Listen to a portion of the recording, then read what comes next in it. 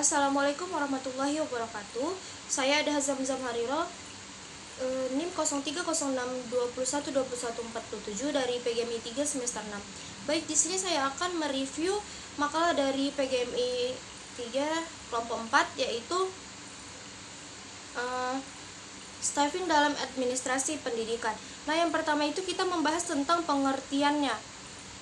Nah, pengertian dari staffing ini adalah proses pengaturan staf yang teratur dan sistematis berdasarkan rasional yang diterapkan untuk menentukan jumlah personil suatu organisasi yang dibutuhkan dalam situasi tertentu. Selanjutnya, prinsip staffing. Dalam staffing memiliki prinsip utama, yaitu the right man in the right place and time, yang berarti bahwa setiap pegawai harus diposisikan pada bidang kerja yang sesuai dengan keahlian dan keterampilannya. Dengan demikian, maka pekerjaan yang memiliki tugas dan tanggung jawab dalam unit kerja tersebut dilakukan oleh orang yang tepat dan tercapai hasil pekerjaan yang diinginkan.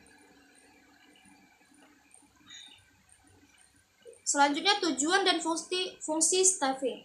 Yang pertama itu mewujudkan sinergi pegawai sesuai dengan seluruh tugas dan kewajiban. Yang kedua, tercapainya mekanisme kerja yang kolaboratif, efektif, dan terpadu. Yang ketiga, memudahkan pekerjaan dengan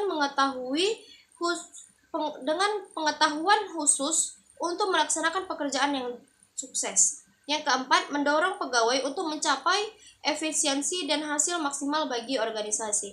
Adapun fungsi staffing adalah sebagai berikut. Yang pertama, perencanaan sumber daya manusia.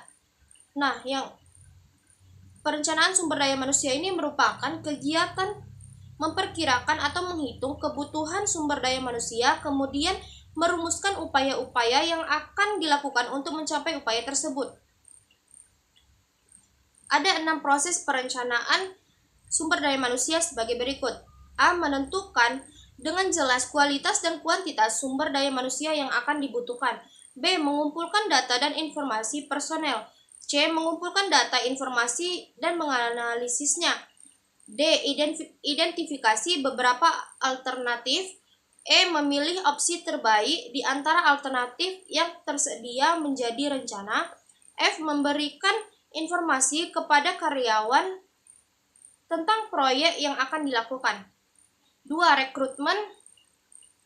Rekrutmen sumber daya manusia dalam lembaga pendidikan memiliki peran krusial dalam menjaga kualitas dan kelangsungan institusi tersebut. Proses ini tidak hanya berkaitan dengan pencarian individu yang berkualifikasi, tetapi juga melibatkan strategi yang menarik, memilih, dan mempertahankan talenta yang sesuai dengan visi dan misi lembaga. Kemudian, transparansi dan partisipasi aktif dari seluruh komunitas pendidikan sangat penting dalam memastikan keberhasilan rekrutmen SDM. Yang ketiga, seleksi.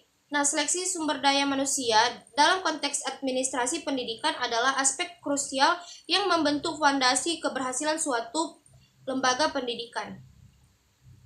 Yang keempat, pendidikan dan pelatihan. Pendidikan merupakan dasar pengetahuan yang diperlukan, sementara pelatihan memberikan pengalaman praktis yang meningkatkan keterampilan. Yang kelima, penempatan. Nah, penempatan SDM merupakan langkah krusial untuk mencapai tujuan pendidikan yang optimal. Yang keenam, pemberhentian personel. Pemberhentian tenaga pendidik dan kependidikan adalah suatu proses yang memerlukan pertimbangan dan kebijaksanaan dalam dunia pendidikan. Selanjutnya, tahapan dalam staffing. Yang pertama, persiapan. Yang kedua, perencanaan. Yang ketiga, penempatan. Yang keempat, pembinaan dan pengembangan. Yang kelima, evaluasi.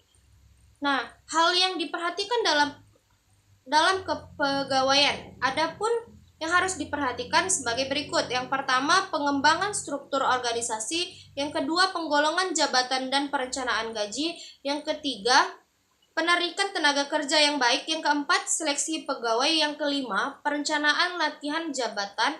Yang keenam, penilaian kecakapan pegawai. Yang ketujuh, hubungan antara manusia. Yang kedelapan, moral serta disiplin pegawai. Selanjutnya, saya akan mereview makalah dari kelompok 5 yang berjudul Kepemimpinan dalam Administrasi Pendidikan.